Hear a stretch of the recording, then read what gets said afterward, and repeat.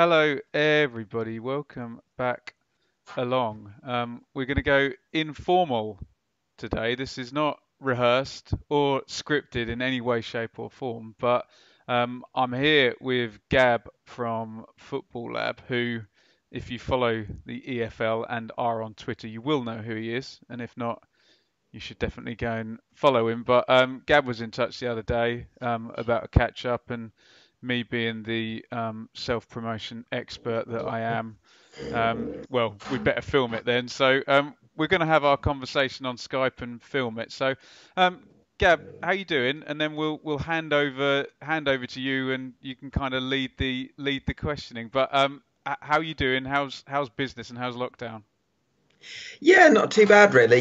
Just kind of obviously missing football. I think we all are at the moment, but just finding other things, I suppose, to keep myself occupied. Bit of exercise in the garden, doing some Sudoku, various things like that really. But it's not quite the same. I'll say that. Black belt Sudoku. So, do you want? I'll if I hand off to you now, because I guess our conversations normally sprawl. I'm normally on the M1 somewhere and driving for hours, and they sprawl in any direction. So where do you want to start? Um, well, I suppose for a lot of podcasts, it's kind of starting about the conclusion of the season, I guess. And I mean, it's well covered, I think, at the moment, isn't it? I mean, I think I'm in favour of the points per game method, I suppose, because it's the fairest way of reflecting the season that we've had so far. But I suppose I just wanted to, get your thoughts on that, and is it the best thing to just conclude the season as it is?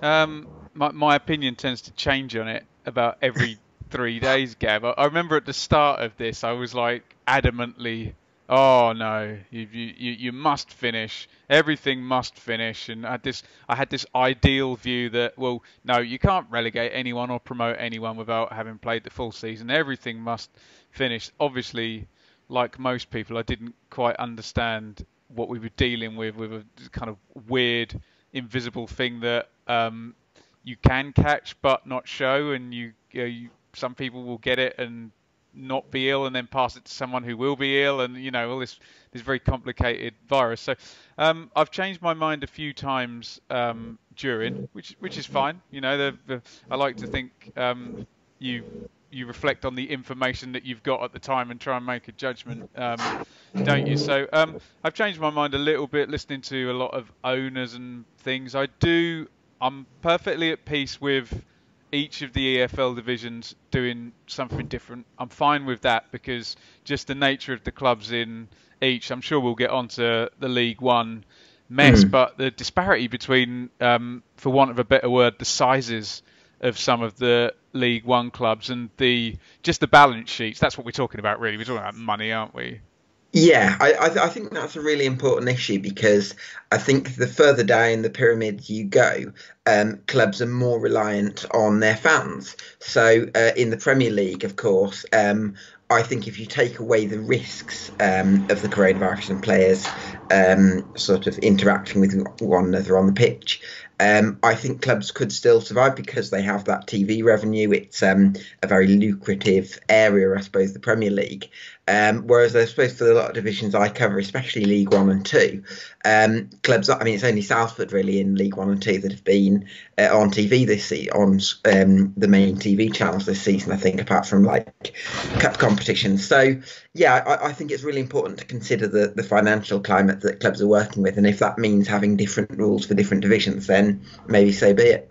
The issues are where you get the different rule within the same division now, because I mean, we've stumbled on it straight away, but self-interest for Andy Holt at Accrington is, I've got, I don't know, I don't want to insult Accrington, 1,000, 1,500 season tickets, I guess.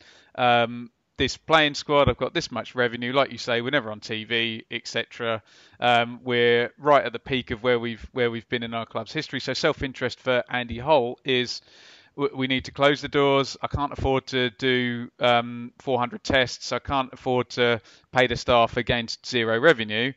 So he then comes out and says, well, this needs to stop. We can't afford it. As opposed to self-interest for say a Marcus Evans, which obviously I know all about, which is we've got, I don't know what the number is, 9, 10,000 season tickets. We've got hospitality. We've got probably more sponsorship. So then he'll turn around and say, well, actually, the best thing for him is not to cancel all those deals, etc. And if you believe the numbers that Dara McAntony and Marcus Evans are saying, their interest is completely opposed to an Andy Holt with Accrington, but they're in the same division. So what's best for Accrington is not what's best for Sunderland or Ipswich, who might have many season ticket holders. So that I guess is the big issue. My short-winded answer to it is obviously the best case scenario is playing safely behind closed doors, isn't it? That's the best case scenario. I think the next best thing is, and we'll come on to your points per game issue. The next best thing is cancelling, at least doing the playoffs, and trying to get your third promotion team, however you do that. And I guess the worst case scenario is it being cancelled and null and voided, which isn't going to happen. I think the FA have kind of stuck their oar in on that. But so the worst case realistic scenario is it's cancelled, and then you get into points per game, weighted points per game. Well, how are you feeling about all of those kind of scenarios? Yeah, I think it's raised a really interesting point because I think there has been a lot of self-interest, especially at the upper echelons of League One. And I think the problem that you have with that is that it becomes very difficult to come to a good objective conclusion because there's sort of liaising with clubs to come to the best solution from a practical point of view in terms of are the players' health, are the players' health being looked after, if you like? Is this practical? Is this workable? Are clubs going to be able to keep going without gate receipts and things like that? So I think there's a lot of important issues to come out of engaging with football clubs. But on the other hand, I think that the propositions that a lot of the clubs come up with tend to be geared towards the best solution for themselves as a team in terms of results. And I think that's a massive problem towards coming to this solution. And I think that's why we're in limbo. And do you know what? I don't have an issue with that because, I mean, if I use my example here of myself and my missus are out of work, but she has the purple asthma inhaler. So our interest would be completely different than, I don't know, the next door neighbours who might really want to get back to work. And, we literally live next door, possibly similar situations, but just that one factor. And we've heard Troy Deeney talking about, a 5-year-old child or whatever with asthma and shielding them. So each individual human in this kind of COVID thing has a different self-interest, and it's fine. It's human nature. Your first port of call before you look at the greater good is, what's right for me, what's right for my club. And it just manifests itself worst in League One, doesn't it? Pretty much in League Two. And I don't want to offend anyone by saying small club, big club. I just can't think of a better word. In League One, you'd know much more about League Two than me, but, what are the attendances there, the biggest revenues, and not going to be huge. So most clubs in the same boat. By the same token, most clubs in the Championship, bit more money, bit more revenue, some with the parachutes having a lovely old time with income. Whereas in League One, and they've even named themselves, haven't they? Fleetwood, Oxford, Ipswich, who are the others? Peterborough. Sunderland, Pompey. It's just that disparity, isn't it? So where are you standing on weighted points per game versus points per game? I have to come clean here. I don't understand the weighted points per game solution, but I think that there's something about home and away which I don't really get. I think that whether you win at home or whether you win away, the outcome is exactly the same in terms of the return, the 3 points. So I would be in favour of just the standard points per game method because I think that's the simplest and fairest way of doing it. Yeah, all the arguments I hear against it, Gab, are that they want the least kind of hypothetical situation as possible, don't they?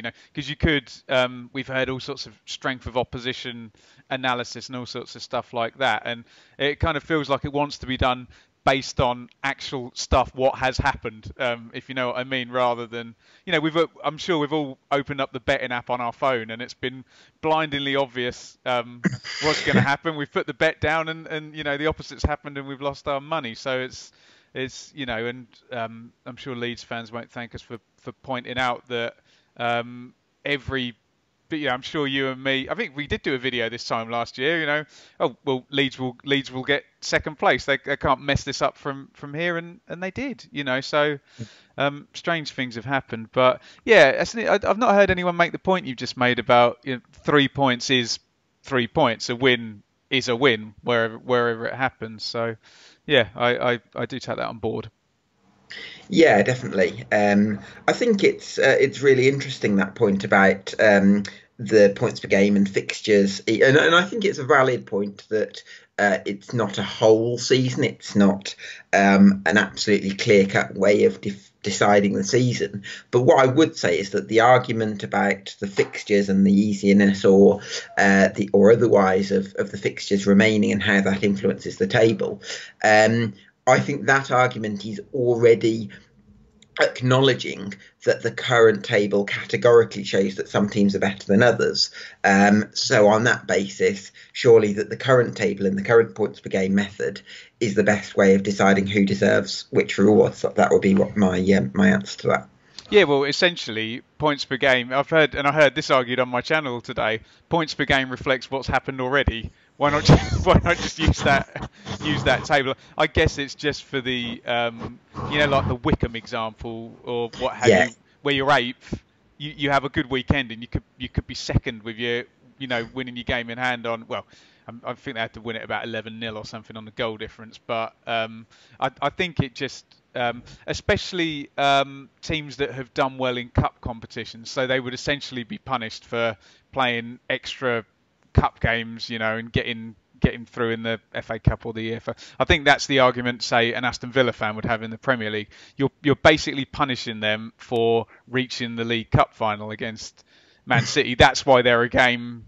That's why they're a game behind, and that would effectively be chalked off. But I think everyone understands that there is no ideal here. Not at all. I've decided that I'm not accepting it's not fair as the basis of any argument, because the whole thing is not fair. It's not all the teams that got themselves into. I mean, I don't know if you take a Brentford or even Fulham, they'll argue they got themselves into a good position, they played well, things were going. Or even take someone like Millwall, who are kind of on the edge of it, and Yeah. they'll get nothing under most of the. Even if we're just finishing the season and doing the playoffs, they get nothing. Well, do you know what? I think Millwall, if the season had carried on, they would have been a decent shout to actually get that sixth spot, because I know it's difficult to remember what had happened 2 or 3 months ago now, but I think they were probably the form team where Bristol City. There was a moment around January where you thought, yeah, Bristol City are looking strong, and then they scored after like 60 seconds against Birmingham, and then ended up losing 3-1. And since then, I think losing Josh Brownhill was a big problem for them. And Preston, I still look at and I see a couple of significant imperfections in their squad. So I actually thought that Millwall, they were sort of starting to put a run together of the performance at Forest. You thought they could really go on and push for that sixth spot. So probably from a timing point of view, it hasn't favoured them particularly. And on size of club as well, from you said a really good point there, a timing point of view. If you're Millwall, you've got so much less income than most Championship teams, and of course the dreaded parachute teams, that you don't know how many chances come along. I know in 17-18 they made a real run at Close, it, yeah. but here. Yeah, I've got the table up 2 points off, and there was just a bit of a sense with Preston, wasn't there, that they were very good at picking up 3 points against, I don't know the stats, but against bottom half teams at home, weren't they? And I'm sure if I flip the home table up, there'll be right near the top of it. But we've seen in playoffs before, Gab. If you're in sixth place, you play at home first, and you see a team 3-0 up at half time in the first leg of the playoffs, and boom, there goes your 46 game. As a Birmingham fan, you'll have seen Barnsley come there and win that first leg 4-0 in Yeah, yeah. 2000, and it's done, isn't it? Yeah, I think that was an interesting one because I think at 2-0 down, the it might have been Trevor Francis at the time, It the was, manager. yeah. Yeah, yeah, and we were 2-0 down, and he still had three-quarters of the game to go. And I think the problem we had was we went all out attacking in that Barnsley game, and then at 4-0 at half time in the tie, it's completely all over. And I think we won the reserve leg. Gary Rout scored a header, I think. You But would you wouldn't yeah, have won you wouldn't have won the final anyway. no. Oh, very good. Yeah, Against the best team I've ever seen in my lifetime, but yeah. No, I but was there we watching. go. Was that the year when Ipswich played Bolton in the Yeah, semi-final? we just had the 20th anniversary of the semi-final, and in about a week or so, it will be the Mm, be the anniversary of the yeah. glorious Wembley 2000 promotion. What other championship stuff? Have you seen Hull's statement on their a leaked letter and a statement today?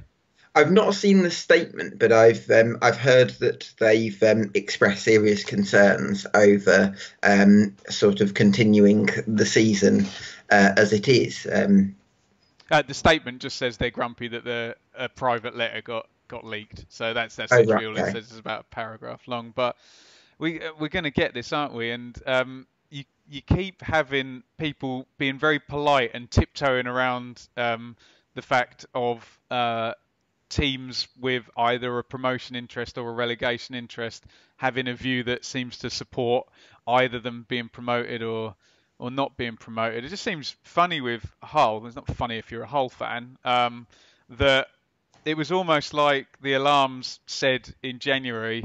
Oh, how many points have we got? What, mid 30s? Get Bowen and Grzycki out now. Take the money. We're not going to get relegated. We can spend it in the summer and see where we are. And they've just been horrific since. And I was at I know Leeds are brilliant, but I was at Hull Leeds, and that was a chasing in the second half. That could have been 4-0, seven, wasn't it, in the could have been end? seven, Yeah. 8-0 if they'd played another 10 minutes. So, what's your view on Hull's activities today?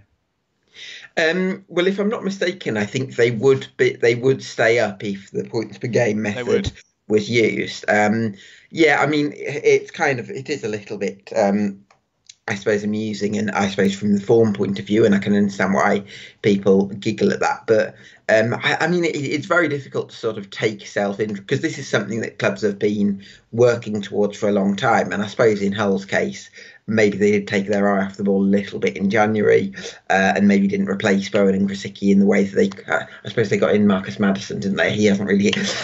So yeah, I suppose clubs have been working towards the ultimate aim for a long time, and I can understand why self-interest does creep in sometimes. Yeah, I'm at peace with that. And I mean, you talk about clubs working towards, a goal to peak in May 2020. You need to look no further than Leeds, where we've seen some alleged wages published of the top championship manager is on 3.5 million quid a year, and I wonder who that might be. And everything's added up, and Radrizzani's kind of seems to have bet the farm now on this season happening now. It really screw Leeds if there was something, from a financial point of view.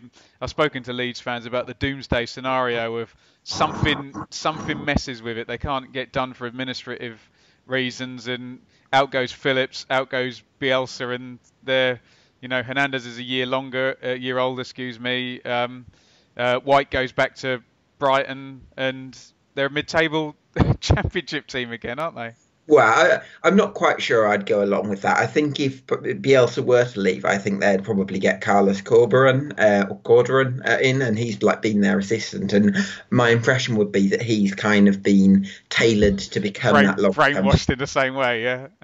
Yeah, I think he's been tailored to be that long-term replacement for Bielsa. So I don't necessarily go along with the idea that Bielsa is the be-all and end-all for Leeds. I think he's done a lot of fantastic work for them, but I also think that he's done a lot of work in terms of correcting the training ground. I think he's created a culture for developing youth. So I don't think that all that would necessarily go out of the window if he were to leave as great a manager as he is. Oh, But that's the doomsday scenario from Leeds fans, not from me, by the way. But no. This is interesting actually because I think that I always find Leeds fans that there's a funny sort of relationship that they have with the rest of the Championship in the sense that I think because they're a very good big club, I think they're maybe more targeted, and I think they're accused, not always necessarily correctly, of being kind of arrogant or thinking that they're deserving. And I think a lot of fans enjoy seeing Leeds kind of slip up a little bit. People think about Leeds are falling apart and all this sort of thing. And I almost think that Leeds fans themselves like to be self-deprecating at times, just to almost for self-preservation. So I think there's a very interesting dynamic between Leeds and the rest of the EFL, I suppose. I can vouch for that actually. I was in Elland Road a year ago today. Well, not today, probably a week or so ago for the playoff semi-final second leg. And what did happen when Jack Marriott scored? It was weird actually. For it to go 4-2, it was tense, tense, tense, tense, tense, and then he scored, and the Leeds fans, to a man, was like, "Ah, typical Leeds." It was almost like they've been put out of their misery by the goal, and they didn't have to worry about it anymore now. So I know what you mean about that kind of self-deprecation. What about the other promotion places then, Gab? You've got West Brom in second, having had a really really decent season and a good January recruitment as well, and really 6 points gap, and then 10 points gap back to Brentford and Forest. Given we're likely to play on, it's going to be Leeds and West Brom, isn't it? I would think so. Yeah, I mean, they had that. It's really interesting with West Brom because between sort of November, probably December, like there was a time where they won 3-2 at Birmingham in mid-December, and it was kind of Charlie Austin saving the day that day. And since then, after that point, for a couple of months, their form and performance levels kind of dropped off a little bit. They lost 2-0 at home to Middlesbrough and dropped points where maybe they shouldn't have done and things like that. And then I think you had Callum Robinson coming in, and he's given them, I think, that little bit of pace and that kind of direct running into those goal scoring areas. And since then, you've seen a little bit more from the likes of Sawyers and obviously Matisse Pereira, who's fantastic, I think. And yes, I think over the whole season, they probably would deserve to get automatic promotion, but it would probably be more comfortable for them if they'd not had that little bit of a wobble over the winter period. There's a little kind of tweak in the middle there, wasn't it, where it was very much Sawyers and Livermore were both sitting the whole time, and then they dropped Kravinovic further back, and all of a sudden Livermore's now producing more around, which I think the hole in form you're talking about coincided with Dean Garner getting injured, didn't it? Mm-hmm. And I think Yeah. even though they still had Pereira around those times, I think they struggled. And he's good. He's an ex-international manager, Bilic. I mean, maybe he's the guy on £3.5 million a year.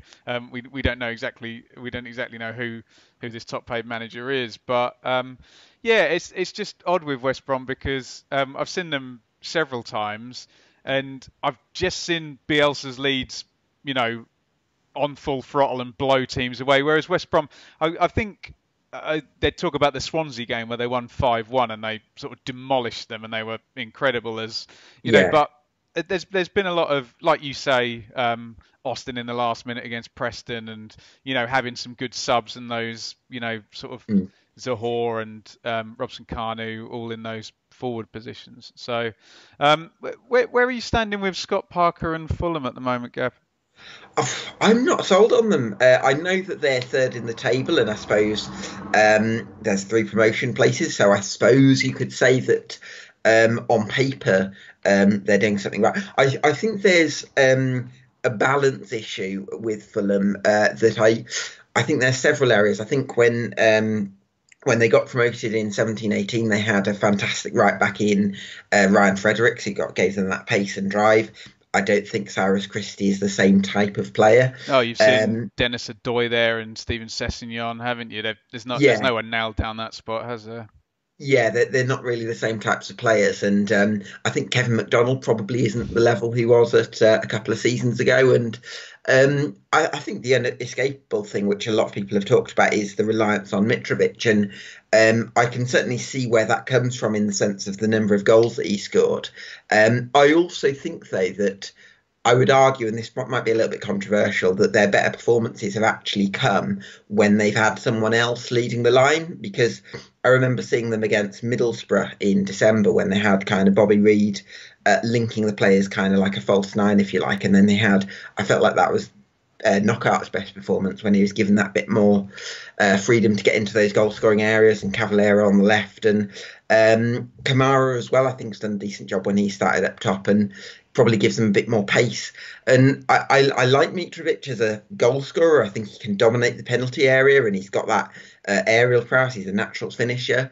But there's something about the balance of that Fulham team for much of the season that for me hasn't quite been right. Interesting. The one thing I'd found with them is I found them a little bit one speed, Mm. whereas under Jukanovic, I mean, you even just mentioned Fredericks, obviously, and Ryan Sessegnon was there. They could up the ante and up the speed. And I remember Naskins Cabano and Floyd Aite and that pace. And I've seen them play well and dominate games. And I must say, virtually every time I've seen them, Mitrovic has scored, if not more than. I think I added it up once, and I think he's over a goal a game from when I've seen Fulham 6 or 7 times this year, and he's just way too good for the division. But I have found it a little bit. Okay, here we go, and we might play through you with some great quality, and Kenny will pick through you, or Arter, or Knockout will do a dribble, and Mitrovic will finish. But not that sense you got with Leeds and West Brom, where they can kind of just rip you apart, and you're not going to be able to defend it. Yeah, it's weird. I mean, I sometimes think that clubs that kind of get promoted and then come down sometimes think that they can kind of copy and paste what they did 2 seasons ago. And I remember when Norwich did it, they came down in 15-16 from the Premier League, and then they had that season under Alex Neil. And I think they had kind of an ageing squad and things went a bit stale.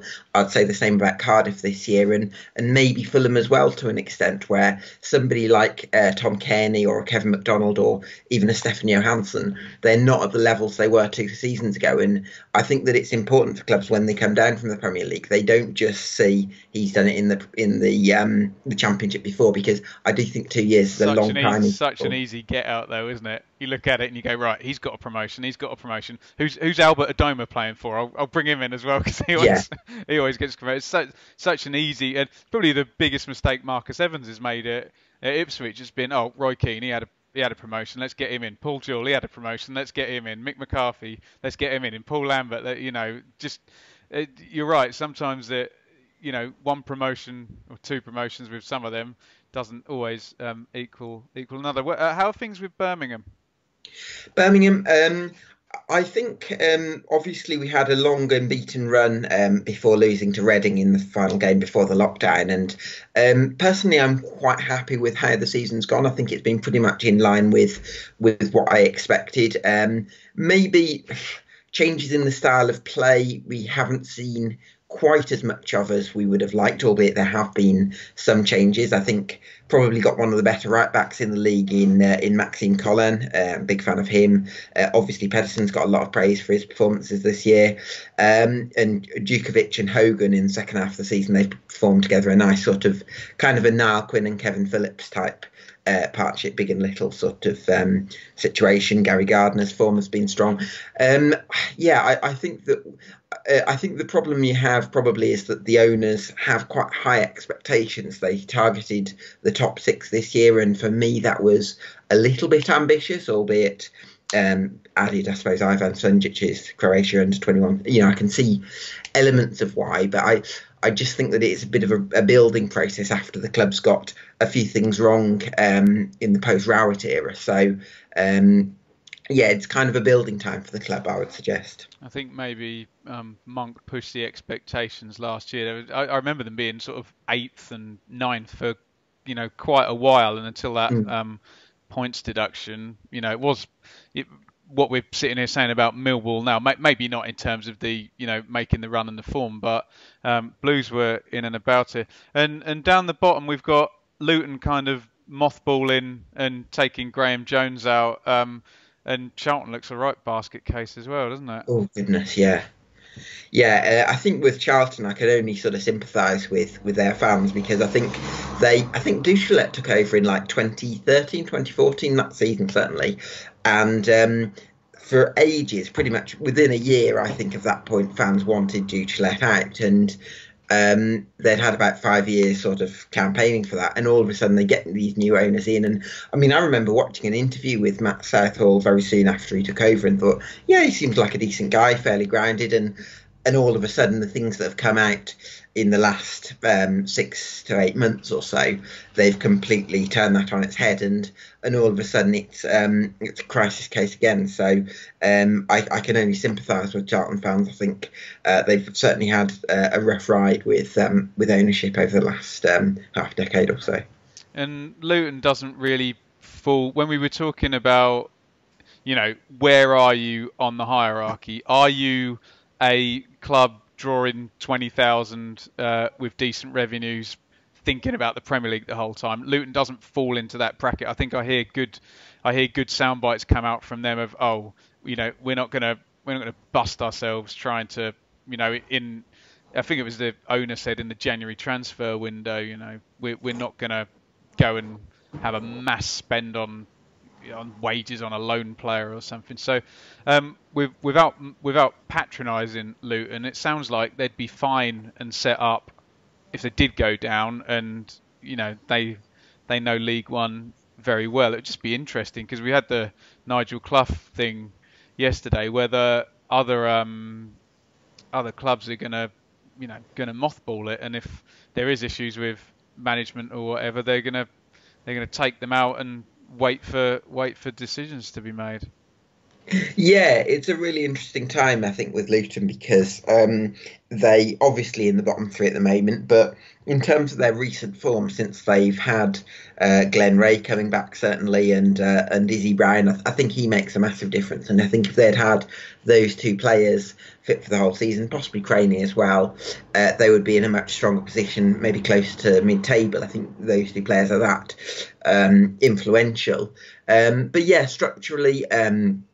I know Luton fans are sort of complimentary of the 2020 organisation that's been running the club. I think Gary Sweet and Wilkinson, they've kind of kept a good handle on things. So I certainly wouldn't worry for them if they were to drop down to League One. I think they've got the right structure in place, and it's just about getting the right manager. Should we talk about League One then, Gab? And this, they're not playing nicely, are they? No, with the clubs that have an interest in promotion, certainly I think would want, and that maybe aren't in that top two. So Coventry and Rotherham are quite happy for the points per game method They're to go quite they're ahead. quite happily sitting there quietly going, look, you lot argue amongst yourselves. We're going to keep our noses clean, and no one can accuse us of anything. Yeah, yeah. Whereas I think Darren McAntony has kind of led a campaign to make sure that the season, or to try to get the season to finish, so that their clubs can have. And I suppose I can, to a point, I can understand that because the League One promotion race is so tight. Because I think between the team that's sort of third, I think that might be Portsmouth, and even the team that's sixth or seventh, there's hardly any points in it, There's and one obviously as point between third place Oxford and eighth place Wickham, and yeah. all meaning of games in hand as well in there. Yeah, it is bonkers, and it would feel strange promoting Wickham from a position when they're eighth. So I can understand why there's a desire among some of those other clubs to finish the season so that it's completed fairly. But I think on the other hand, there's player safety that's got to be considered, and I think with the Premier League, there's been tests, and from I think it's two different clubs, combined six players have tested positive for coronavirus, and I think this is turning into a health issue, and surely health has to come as a priority before football. Well, and you would think that.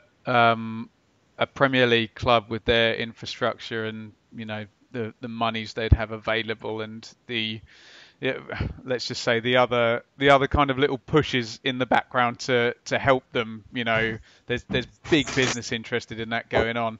Would be able to offer a significantly safer environment than a League One club could. That said, this playoff scenario would alleviate a lot of player safety stuff in respect of the fact that it wouldn't need to happen for another, I don't know, 6, 8 weeks, 2 months, what have you. It would only then involve fewer clubs, and sadly, by definition, it would involve clubs that maybe had a bit more infrastructure. Although, I mean, you look in it, you can't, you know, I suppose Wickham are the standout one there, who you'd say, well, Wickham don't have 10,000 season ticket holders and tons of revenue coming in, do they? They're the outlier up there, the kind of small club in there, aren't they?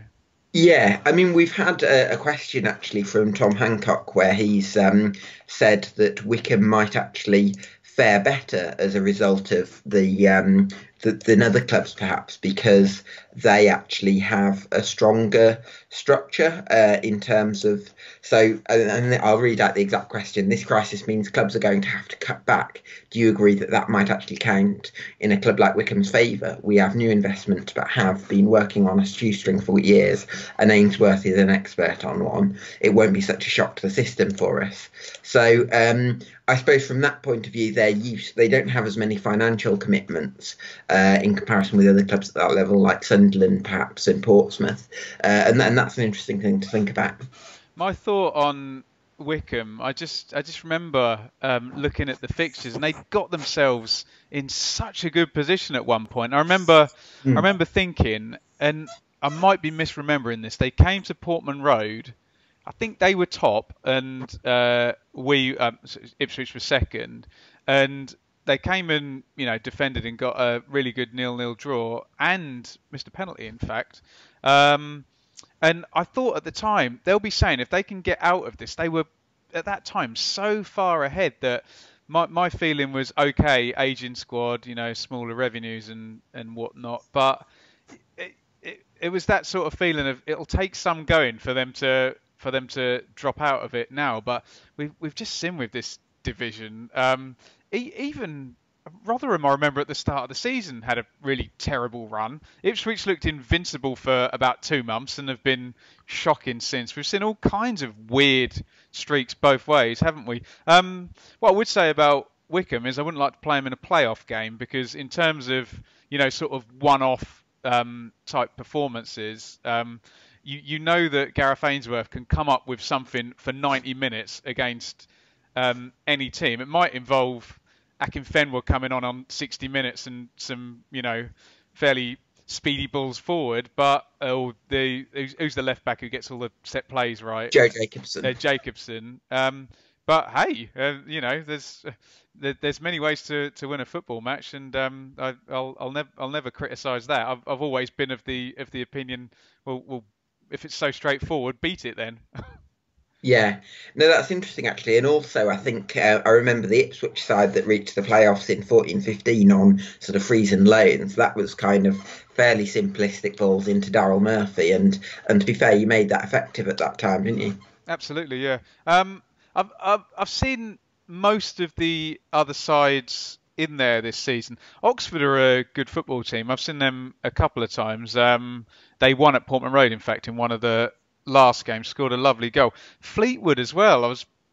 Yeah, I was pretty impressed with them. And what I was actually impressed with Joey Barton because I remember about sort of 25, 30 minutes into that game, they completely changed system and all the players were comfortable with it. I forget the bald forward's name, who's Paddy Madden. thanks Gab, Paddy Madden. He looked a good player, and they had blooming Glenn Whelan in midfield, running 10 yards and never giving the ball away, So Fleetwood, I think are a good side. I haven't seen Pompey, and obviously Peterborough. Well, they're one of these teams that could be 3-0 down in a playoff after 35 minutes, but Smodics and Dembele and Tony in that level, apart from maybe Rotherham, could really destroy defences there. So I can see the playoffs being fun. Yeah, definitely. I mean, I really like Peterborough just because of how well they recruited in January. Because you mentioned Smodics, he was a January signing that kind of came after they'd lost Marcus Maddison, who's been their main sort of talisman over the last few seasons. And actually, they've kind of looked more fluent. They've got a lad called Jack Taylor in there who's really energetic midfielder. They picked him up from Barnet. It was a fantastic capture that. So yeah, I think they've got their recruitment right, and that's such an important aspect of life in the EFL, because in lots of cases you've got a finite budget, and I think it's so important for clubs that they recruit from a wide pool of players and put a lot of thought into the players that they bring in, and I hope that that sort of system, I suppose, comes to Ipswich at some point in the next few Well, and years. I've said it before, Peterborough do one thing very well. They recruit strikers very well, and they sell it to these strikers. Look, we're going to create you a ton of chances, and we will sell you to a top half championship team. And obviously, the fear at Ipswich is that you have Flynn Downs or Luke Wolfenden, and if they go to the bottom half of the championship, you'll literally get half the money you would get if they go to the top half of the championship, and then once again you can double that money for if they go to the Premier League. So I think Peterborough do quite well in selling to sort of top half championship, because sadly with these League One good players, you know they're going to go in the end, don't you? So. Yeah, it's interesting you mentioned Flynn Downs, because I've seen a lot of kind of debate about his best position. I've seen some people say he's going to be kind of a deep line playmaker, kind of a sort of dictate play from that sort of area. And when I saw him, I think when I met you at the Aston Villa game last season, he kind of played more in a more advanced role. And I'd be curious to get your thoughts on what his best, what's his best, how his quality is best sort of applied. Honestly don't know. There's possibilities that he could actually end up doing either.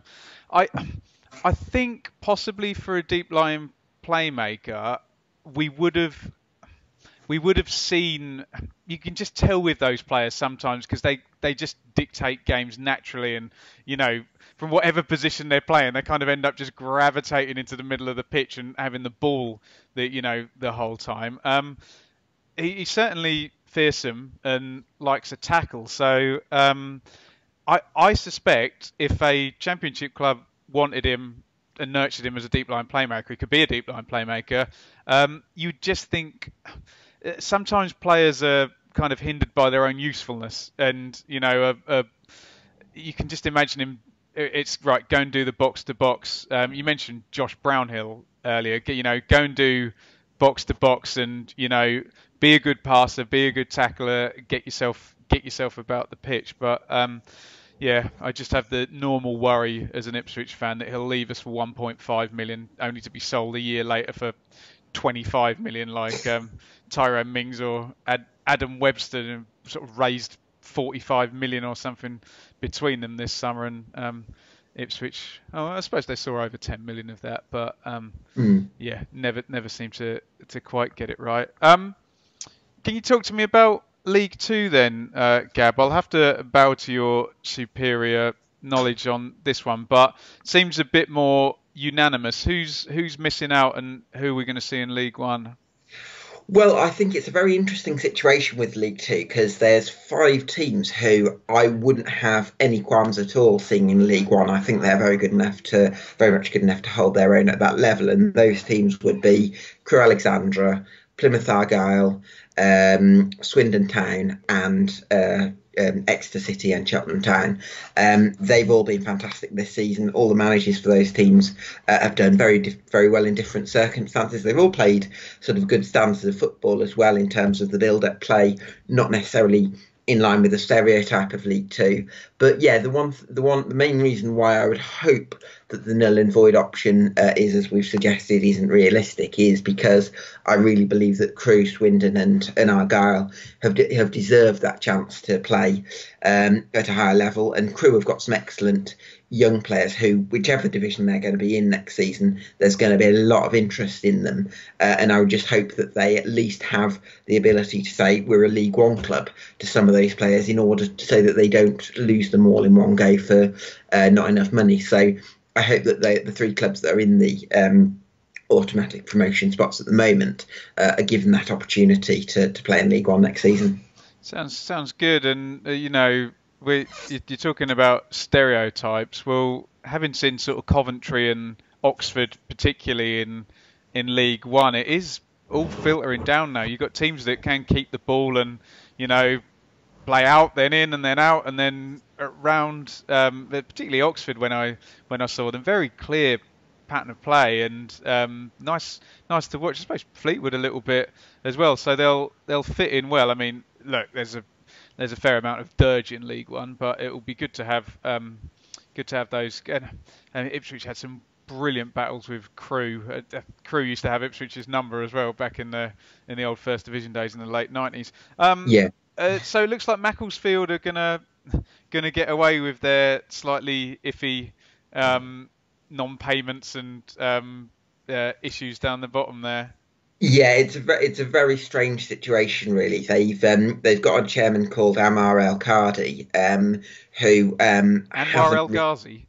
Al Kadi, not El Kadi, who hasn't really run the club as a lot of their fans would have liked, and obviously there has been issues with paying player wages in full and on time, and of course that makes things very difficult for the management team and for the players. Interestingly, though, it was only up until around Christmas time. I think they'd only lost something like one home game all season for a very long time. So actually on the field, they've done surprisingly well. And there's people like they've got a centre back there who's from Ireland, Fiacre Kelleher. I really like him. I think he could play higher up. Theo Archibald as well. He's left, and I'd imagine he'll get offers higher up the pyramid as well, sort of right-sided player. So they've actually had some good players in that side, despite all the off-field issues. And I think with some of them, I'd like to see what they can do in slightly different circumstances. And did you kind of snort like I did of that's not gonna end well when we heard last week? Okay, we're all unanimously up for cancelling this, but by the way, we don't want any relegation. I don't think that's going to play well, particularly with if I'm a Leeds or a Fulham or a West Brom fan up the top there, I'm going to be like, can you sort out relegation down the bottom of the EFL? Because the Premier League are just going to argue, well, you've not relegated from down there. Why should we relegate from the Premier League? So can you see that being kicked out? Well, I think this is a really interesting argument because I think on the one hand, it seems ludicrous to award promotions in the EFL but not consign clubs to relegation. That just doesn't seem right. But I imagine, and I'm not an expert, I think it's a more of a legal issue to deny a club their status in a certain division and send them down into another one without the original terms of the agreement, i.e., the matches being played right to the end, being in place, because you're almost taking something away from somebody. And I think that leads to legal issues. So I think part of the reason why the governing bodies potentially, and certainly the clubs, are kind of shying away from the relegation issue is because they don't want to say you've got to go down. And I think that's the problem, because with the usual system that we have, it's not I feel a bit guilty about making them go down. It's you're either down or you're not. That's the rules. That's what everyone's agreed to. Whereas I think in this current system, we've got to invent our own new rules, and I think that's the cause of the turbulence. And I'm sure there'll be people screaming in the comments if Macclesfield can't pay their players on time and they ended up paying a lawyer on time. I'm sure that would that would not play well with many people. But you could get a scenario where Macclesfield don't pay the next round, and there's another punishment. And yeah, again, it would be a horrible financial thing to say, but would Stevenage, Morecambe, Macclesfield, etc., could they afford to go legal on the EFL? It's the sort of thing where you have these situations in business where people know it's wrong, but the big company makes it impossible for the little company to argue it, because suing would cost an absolute fortune, even though they know they would win. Do you know what I mean? Yeah. It gets all very murky very quickly, Gab. Yeah, certainly does. And I think Stevenage. I think normally you would say that Stevenage do deserve to go down because I think they actually won 4-0 at Cambridge United. I think in January where they just signed a couple of players, and I as an outsider I'd thought, oh, they could go on a run now. And since then they've lost 9 consecutive games, and although they've won a game 4-0 this season, they've actually got a terrible goal scoring record, something like 1 goal every 2 games on average. So they've been really poor from that perspective, and I feel like they do deserve to go down to the National League. But again, I think it's that legal issue that kind of stops the governing bodies from making an executive decision at this point. And makes all us layman fans just glaze over with, oh my God, just play the football on the pitch, not in the courtroom. There we go. Gab, that seems a top to bottom of the EFL. Was there any other things on your hit list or any other questions that got sent in? Yeah, just kind of curious how you're feeling about Ipswich going forward. I mean, obviously they've got to cope with this the interlude well, but I mean, how do you feel when football does resume? Do you think Ipswich can launch a promotion push, or do you think you're a little bit of a way away? Uh, Ipswich fans are kind of very uh, unsure about Paul Lambert, who just seems to be a bit like the Wizard of Oz at the moment, and whether it's the same Paul Lambert that took Norwich up twice. Look, I hate criticising my team and my manager. I want them to win. I want them to be promoted. I want to see great football, but we've not been good this season. And I think when Ipswich were winning games back in the autumn, there was a bit of a sense that other teams' patterns of play hadn't quite kicked in, and the cream around them hadn't risen yet, and they were going away and scoring in the first half at MK and winning 1-0, scoring in the first half at Gillingham, winning 1-0, and picked up a lot of away wins and on a hell of a run at one point, well over 2 points per game. It's been really poor since the turn of the year, and 7 defeats in 9 games for that squad in League One has a lot of people, saying, Paul Lambert, what what are you doing? And what would Carl Robinson do with those players? What would Joey Barton do with those players? What would Paul Yeah, Warren do with those players? So look, League One's crazy. So look, Ipswich aren't going to go up because they're not going to. The only way Ipswich would go up is if they restarted the season and Ipswich got to play all of their games and went on some mad tear, got into great form. Kane Vincent-Young would be fit again. Jack Lancaster would be back. Just something weird happened. As it stands, through whichever points per game, they're actually going to drop below Gillingham anyway into 11th, which is the lowest finish since 1951 or something ridiculous like that. So the hope is that Downs and Wolfenden aren't auctioned off for a pittance in the summer. You're looking at next season and just hoping, can Lambert shape his own team and can he hold his nerve with a pattern of play, because it's just been a bit of a hodgepodge, and looking at Coventry or Oxford and you're like, okay, I get it. I see what they're yeah. trying to do, and you just don't see it at Ipswich, sadly. Yeah, I mean, this is really interesting for me because I've heard about Lambert and obviously the relationship he had with Ian Culverhouse at Norwich. And one of the things I've heard someone say about him is that he's a very good kind of motivator. He's very positive in lots of cases, and he can make people want to run through brick walls for him. And there's an argument to say, I don't know if you'd go along with this, that the effort there at Ipswich has been there this season, but maybe in terms of the specific tactical ideas, knowing how to run through brick walls, maybe that's been lacking a bit, and maybe he needs a strong assistant that's got a good tactical mind to sort of complement his qualities, perhaps. And very frustratingly, as an Ipswich fan, I can't debunk that argument. I'd love to sit here and say, Gab, you're wrong about that because of this and this. I haven't got the evidence to do it. I thought at the start of the season, those questions were there, and I remember at the first game at Burton, he made quite a sort of shrewd change and dropped another body into central midfield, and I'm like, oh, Okay, I get it. I can see it, but it's the pattern of play issue that gets me because some Ipswich fans argue that he crashed and burned in the Championship, and he started off with a 4-3-3 and a quite obviously distinct way of playing, and it didn't work. Ipswich were losing, but he had the out of blaming. Ipswich fans would have blamed anything on Paul Hurst last season. So some people argue if he just stuck with that system and built around that and not gone to threes and um, loads of just name any formation, go down the list on Football Manager. I've seen every single one in the in the last year or so.